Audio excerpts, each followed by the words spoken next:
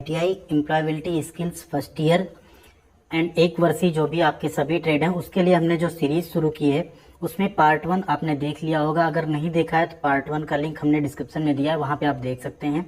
हमने आपसे प्रॉमिस किया है पार्ट 8 to 10 में हम आपका जितना question employability skill first year या 1 ईयर ट्रेड, अब 1 ईयर ट्रेड में जितने 1 साल वाले ट्रेड हैं वो सभी, और फर्स्ट ईयर में जितने 2 साल के ट्रेड के फर्स्ट ईयर हैं उन सभी का ये पूरा कवर होगा।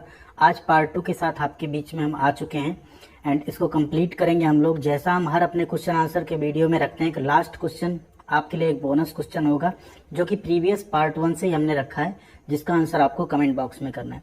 जिसका भी आंसर सही होगा उसे हम लाइक और रिप्लाई जरूर करेंगे, और जो हमने पार्ट 1 में क्वेश्चन रखा था उसका आंसर आपको पार्ट 2 में भी हम जरूर देंगे। बाकी बहुत सारे कैंडिडेट्स ने सही आंसर किया था, उन सभी को बहुत बहुत थैंक यू एंड बधाई। यहाँ पे स्टार्ट करेंगे क्वेश्चन नंबर 21 से। इससे पहले आप क्वेश्चन 20 तक कर चुके हैं। आपको अप्रॉक्स यहाँ पे 200 क्वेश्चंस मिलने वाले हैं, तो हम ईच एंड एवरी पार्ट में 20 से 25 क्वेश्चन रखेंगे, तो आपका 8 से 10 पार्ट में पूरा वीडियो कंप्लीट हो जाएगा। ये पार्ट 2 है, पार्ट 1 आपने नहीं देखा जरूर देखिएगा। आगे पार्ट 3 आपको शाम तक मिल जाएगा, उसे भी आप जरूर देखिएगा। इस हफ्ते में आपका वर्कशॉप कैलकुलेशन और एम्प्लॉयबिलिटी स्किल हम आपका कंप्लीट करने वाले हैं। वीडियो आपको कैसी लगती है वो कमेंट करके जरूर बताया करिए। एंड दूसरी आपसे एक रिक्वेस्ट रहेगी, वीडियो को लाइक जरूर कर दिया करिए, क्योंकि आपके लाइक से ये वीडियो आगे और बच्चों तक पहुंचती है, जिससे उन्हें भी हेल्प मिल पाएगी। क्वेश्चन नंबर 21 है, देखिए, which one is not a vowel.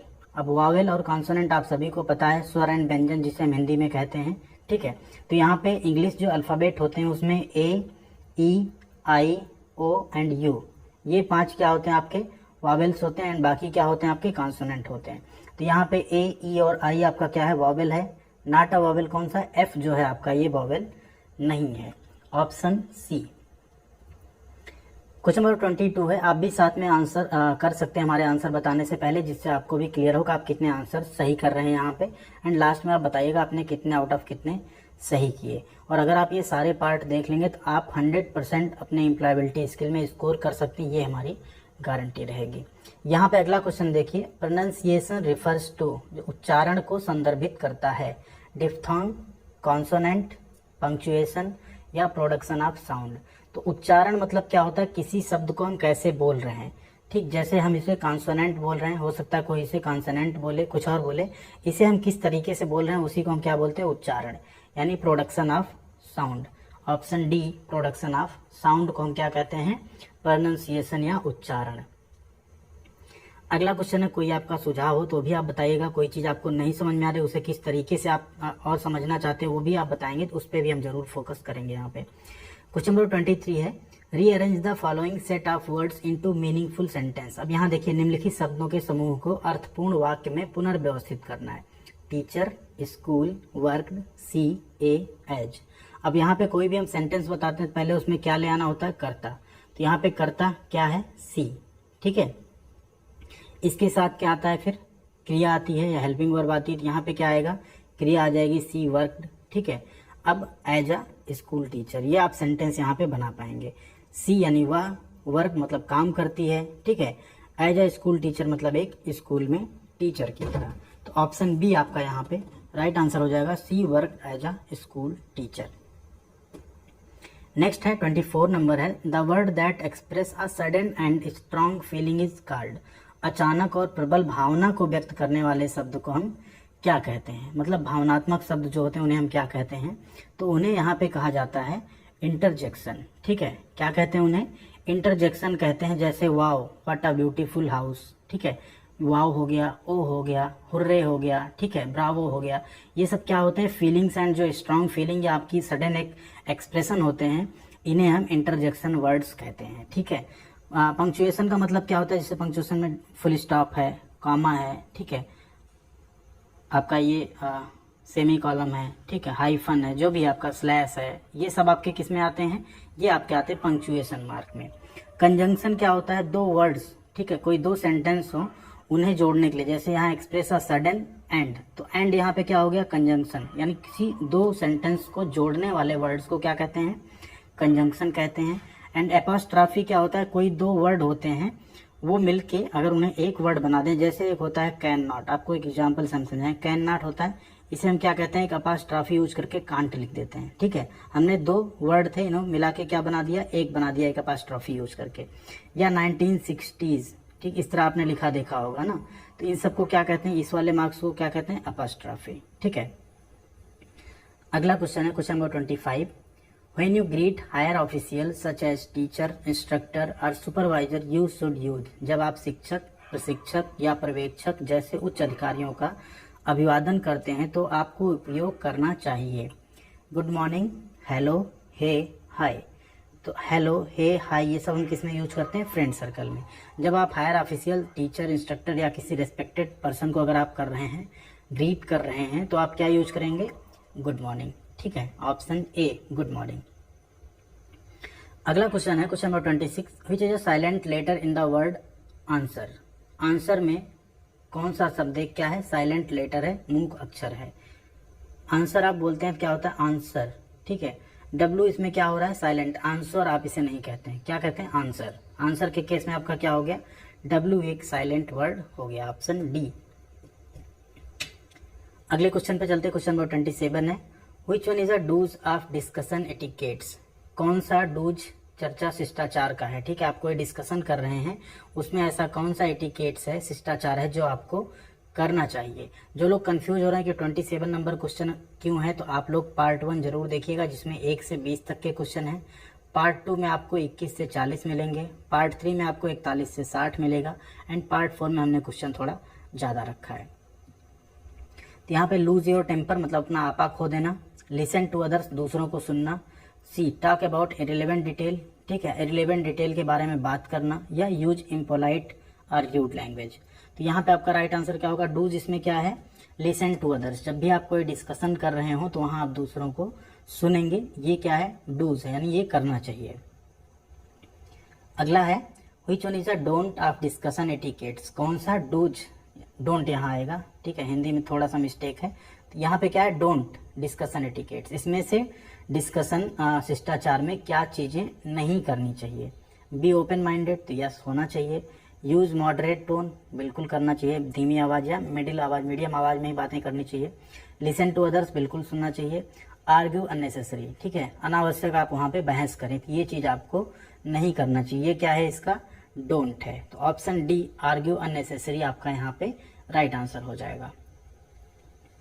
अगला क्वेश्चन है which one is a cardinal number. Cardinal number कौन सा है। देखिए, कार्डिनल नंबर वो होते हैं जो काउंटिंग में यूज होते हैं, जैसे 1, 2, 3, 4, आप ये बिल्कुल ध्यान रखिएगा, 5, 6। ठीक है, जो काउंटिंग में यूज होते हैं किसी चीज के, जैसे आप बोले 12 एप्पल हैं, ठीक है, तो ये काउंटिंग में यूज हो रहे हैं। आप ये नहीं बोलेंगे यहाँ पे 12th एप्पल। 12th एप्पल का मतलब हो जाएगा कुछ एप्पल लाइन से रखे हैं और उसमें उसका 12वां प्लेस है। ठीक है, तो जो काउंटिंग में यूज होता है, गिनती में यूज होता है, उसे हम कहते हैं कार्डिनल नंबर। तो ऑप्शन ए 10 यहाँ पे आपका क्या है, कार्डिनल नंबर है।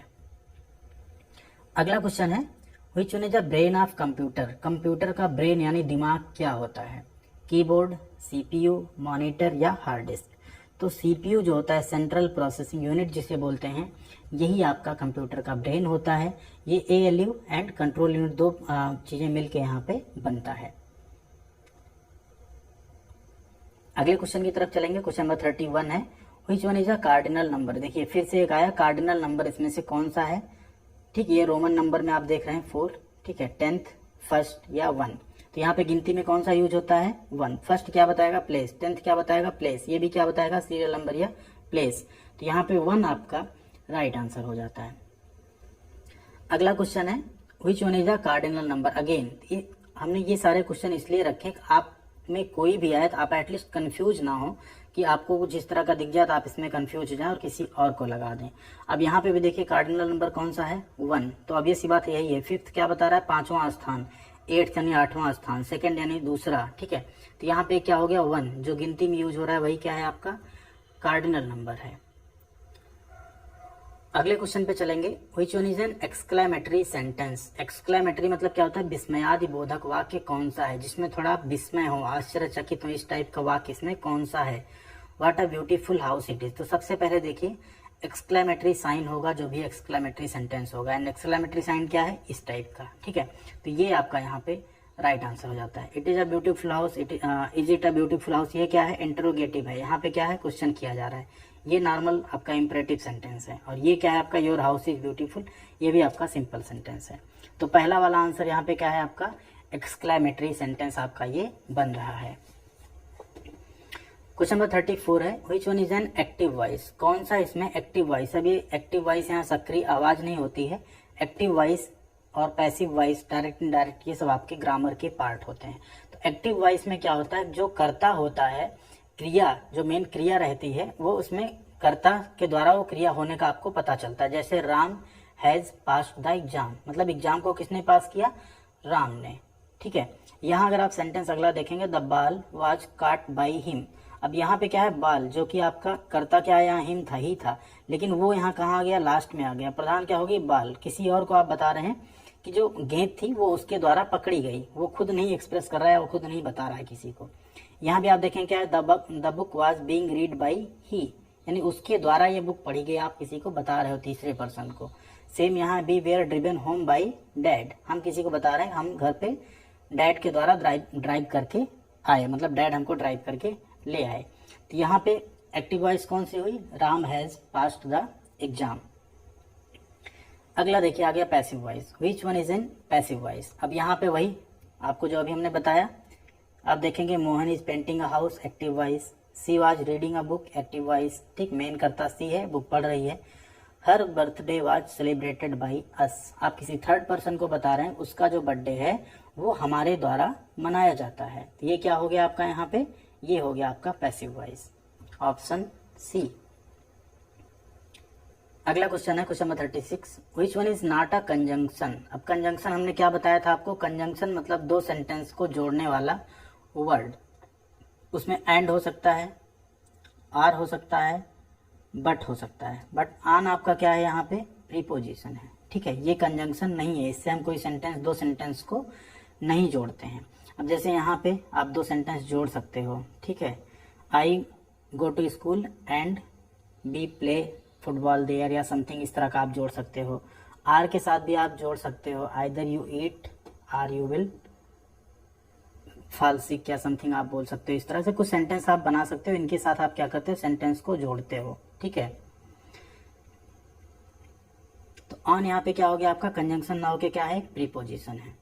अगला क्वेश्चन है 37 है यहाँ पे, which one is not a benefit of the role playing. एक रोल प्लेइंग का बेनिफिट कौन सा नहीं है, भूमिका निभाने का कौन सा लाभ जो है नहीं होता है। बिल्ड्स कॉन्फिडेंस, आत्मविश्वास बनाएगा, बिल्कुल ये तो लाभ है। डेवलप्स लिसनिंग स्किल, सुनने का कौशल विकसित करेगा। Develops creative problem solving skill, बिल्कुल। डेवलप्स बोर्डम यानी बोरियत विकसित करेगा। तो रोल प्लेइंग में आपकी बोरियत नहीं विकसित होती है, ये इसका लाभ नहीं है। अगला क्वेश्चन है क्वेश्चन नंबर 38 है, choose the correct punctuation mark after the word Rohan in the given sentence. ये हमने एज ए बोनस क्वेश्चन पूछा था पार्ट 1 में, तो यहाँ पे था कि आपको पंक्चुएशन मार्क लगाना है। तो रोहन, डेविड एंड राम, अभी क्या है, रोहन के बाद क्या आएगा, यहाँ पे कामा आएगा, क्योंकि आप 3 लोग हैं, तो रोहन के बाद आप क्या लगाएंगे, कामा। ठीक है, देन डेविड, फिर एंड राम।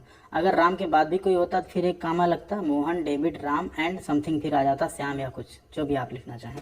तो इस तरह से आप यहाँ पे क्या लगाएंगे, comma. Option A right punctuation mark क्या हो गया, रोहन के बाद कामा। अगला क्वेश्चन है, which one of the following is a good office etiquettes. निम्नलिखित में से कौन सा एक अच्छा कार्यालय शिष्टाचार है। वन शुड ड्रेस फॉर्मली, यानी औपचारिक रूप से कपड़े पहनना चाहिए किसी को। One should not be punctual to work, काम के लिए बिल्कुल समय का पाबंद नहीं होना चाहिए।